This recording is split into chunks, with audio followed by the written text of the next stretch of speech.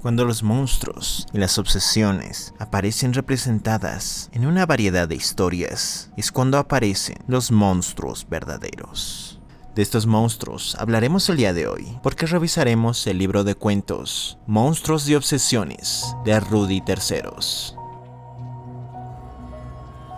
Monstruos y Obsesiones es un libro de cuentos compuesto por 12 relatos, dividido en dos grandes partes. Cada uno de los relatos cuenta una historia diferente sobre personajes que son aterrorizados por sus propios deseos, por sus propias obsesiones, que en pos de venganza, de un deseo, o perseguidos por el miedo, actúan y muchas veces se pierden en un lugar oscuro que delata una parte de la naturaleza del ser humano. Se hace un retrato y una introspección de diversas actitudes que puede tomar el ser humano, tanto en situaciones límite como en escenarios cotidianos. Este libro contiene todo tipo de relatos, desde alegorías y metáforas de la visión de los monstruos que tienen los niños, hasta historias que abordan el terror con la aparición de seres fantásticos que por su naturaleza aparecen aterradores. Pero más allá de eso, hallamos personajes que se hallan en esta zona entre la obsesión y la monstruosidad, historias que toman elementos del pasado o dibujan un futuro desesperanzador.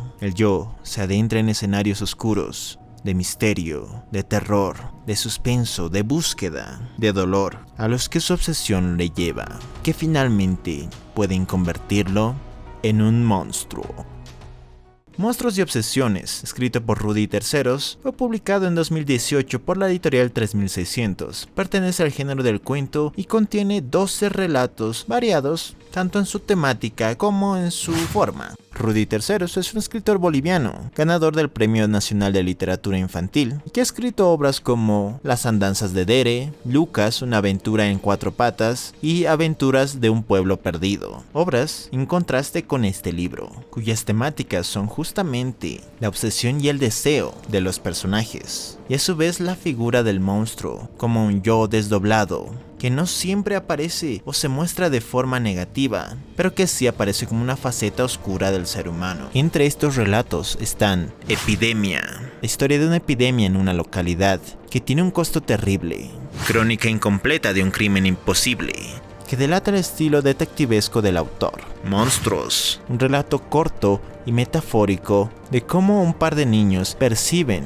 a los monstruos de forma muy diferente. Después de la palabra, una historia que hasta podría considerarse con rasgos de ciencia ficción y que anticipa un final aterrador para la palabra y el mismo lenguaje.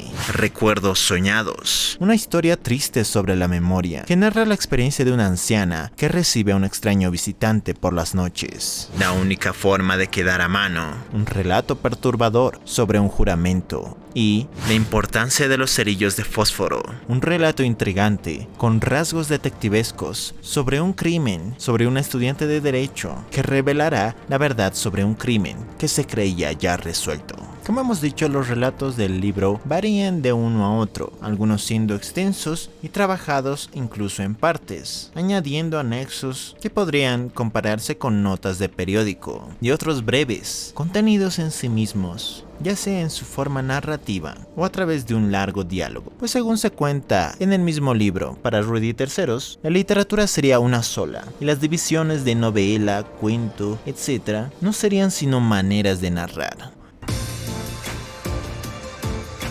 Los monstruos son por definición seres híbridos que combinan elementos humanos, animales, fantásticos, es decir, son alteraciones de la normalidad, ya sean sobrenaturales o simplemente aberraciones. Causan miedo y repugnancia en muchas ocasiones, pero más que nada representan aquello que está alterado o deformado. Y qué cosa más alterada y deformada que el ser humano, no solo en su posible actuar, sino en su propio ser y su propio conflicto personal. Las complejidades del ser humano, sus miedos, terrores y obsesiones, ciertamente pueden considerarse como monstruos internos.